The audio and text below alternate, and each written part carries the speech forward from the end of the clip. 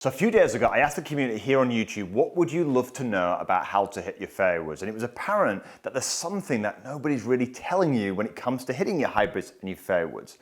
And if you happen to be somebody who maybe struggles to get fairways up in the air, maybe you top the ball now and then, you're wanting to have some more consistent contact, or you just kind of want to know how to set up to them every single time. In this video, I'm going to show you everything you need to know about hitting your hybrids and your fairways consistently off the ground. And before I do that, if you're new to the channel, it's your first lessons of mine, please consider subscribing. All these videos just like this one every single week to try and help you improve your game. Plus, you never have to remember a thing. Everything we do here, I'll put into a free downloadable practice guide in the description box below. So I think today's video is going to be a real eye-opener for you. In fact, data from ShotScope shows that amateur golfers use their fairways 25% of the time on average. So if I can help you today become more consistent with these clubs, it's going to super help. Now you'll notice I've got an iron in my hands first, and the reason why I want to show you, because one of the questions I got asked is what is the difference between setups between irons, hybrids and fairways? Why can I hit my hybrids better than my fairways and so on? So I want to show you something super important, or introduce you to a concept. So in every golf swing, there is a bottom to your golf swing, right? And a bottom, I mean by this, is you can see here as I'm swinging, there's an arc to this club and there's a bottom to this arc. Now with great players, the bottom of their arc is always forward. I mean way forward in the sense, almost opposite their lead foot here. What we've noticed is that the higher handicap you are, the further this bottom of the arc is further and further this way. It's also very inconsistent. The best players don't just get it way forward every time, they also naturally get it there every single time within half a degree. It's incredible. So being able to control the bottom of your swing is absolutely paramount when it comes to hitting your hybrids and your fairways. Now to maximize your distance and your consistency, we want to make sure that we strike the ball first every time. We don't want any form of ground contact behind the golf ball. That ruins your strike, consistency and your distance. So what we do is this.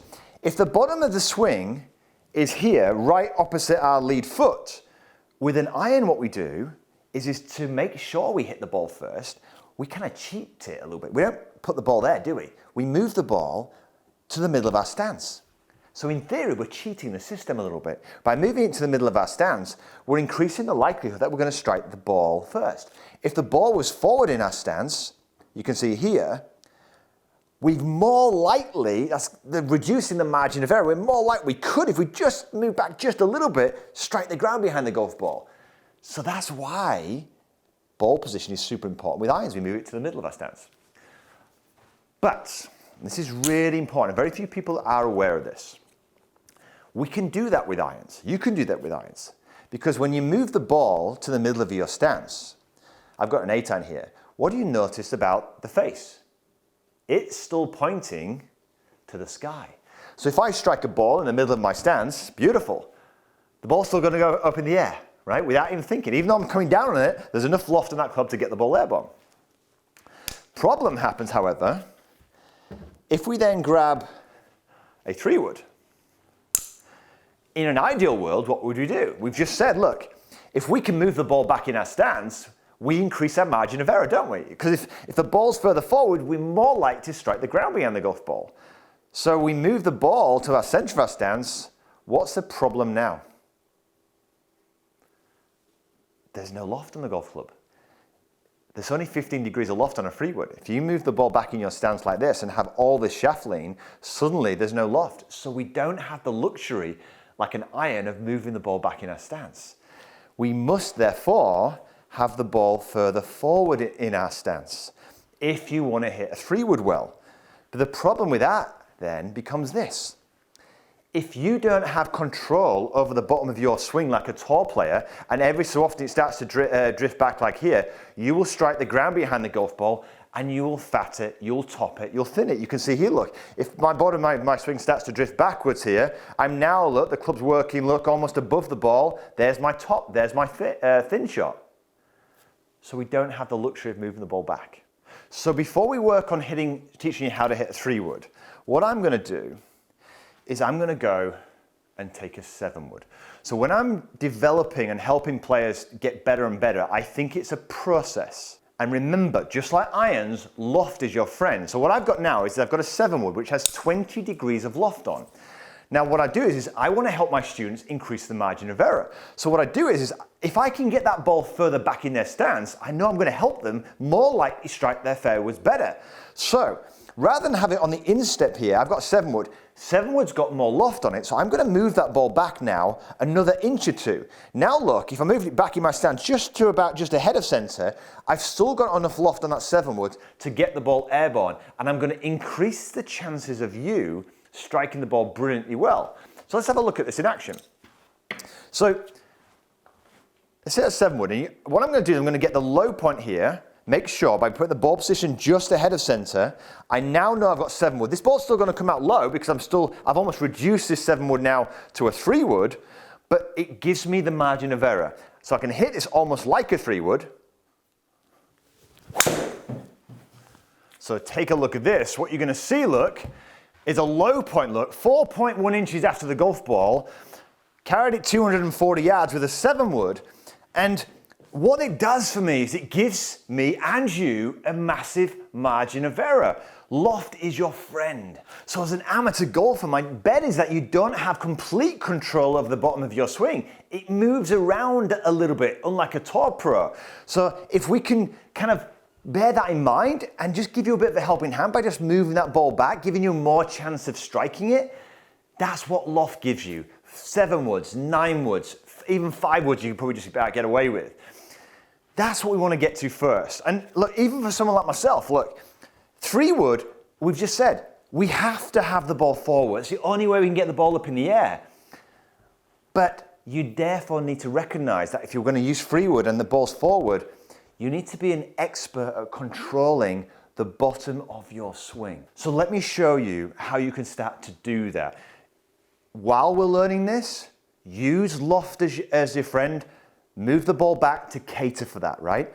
While you're developing this skill. Now to move the low point forward, I spend most of my time teaching people this because like I said, there's a massive correlation with quality of player. The further it's forward, the better player you naturally will be. All you've got to think of is this, is the first thing is to pay attention. So I get people to put a T-peg in the ground next to their golf ball, and I get them to make a few swings and notice where that club is actually striking the ground relative to that golf ball. Now there are 2 ways to get the bottom of your swing later. The first way is the incorrect way. Most people do it like this. They throw their torso over here. Good players, they keep their head in the middle of their stance and they work on getting forward whilst keeping their head centered. So they have to move more this way, laterally. The trail side moves forward. Look how everything's going this way. The foot's banking, everything's working. Look, forward through the impact area. That's how I get forward in my swing. That's how I control my low point. These are simple things you can do. And what I would often do with players is so that your body can feel this, I would make some swings where you fall backwards. So you feel where the low point is there. And then look, just gradually move that low point further and further forward, and you'll notice I even just felt my toe wanting to pop out here because the more that toe goes forward, the more mobility I've got to stretch and go forward, but at no stage am I getting my low point or the bottom of the swing forward this way. All right, so rule of thumb, use loft. Loft is your friend. Don't try and use 3-wood if you haven't got control of the bottom of this swing. It's a hard club for us all to hit. We want loft, we move the ball back in our stance, use 5-woods, 7-woods, 9-woods, smash them. And in the meantime, develop the bottom of your swing here by pushing it further and further forward. So let's have a look at me hitting 3-wood. So I didn't kind of strike that great. And there you go, look, I did get it a little bit too far behind the golf ball, so my margin of error wasn't great. Very similar club head speed, and almost the same carry as I got with 7-wood. So you can see, look, even for a professional like myself, it's not easy club to hit. So while you're developing your swing and improving it, use loft. Because of course, I'm gonna hit 1 or 2 really, really good, but I want consistency with your fairway woods. So while you're developing that, getting that bottom of your swing further and further forward, as you're learning to kind of feel what that's like by noticing where that club is striking on the ground relative to that tee peg we mentioned. Just keep playing with that, making sure your head stays back as you're doing it. You're not trying to get it that way. As you're developing that and you're becoming better at it, you'll become better at moving the ball further forward and then taking advantage of clubs like 3-wood. But until you get there, stick with 5-woods, stick with 7-woods, and stick with 9-woods. I promise you, your scores will tumble. And in the meantime, in the background, you're building that skill of pushing that low point forward. By the way, if you'd love some help getting that low point further forward, check this video out right here. If you enjoyed this video, give it a thumbs up, share it with a friend, and of course, look, if you're new to the channel, press that subscribe button down below, and I'll pin a link to the practice plan in the top comment below this one, so you don't have to remember a thing. But until next week, have a wonderful golfing week.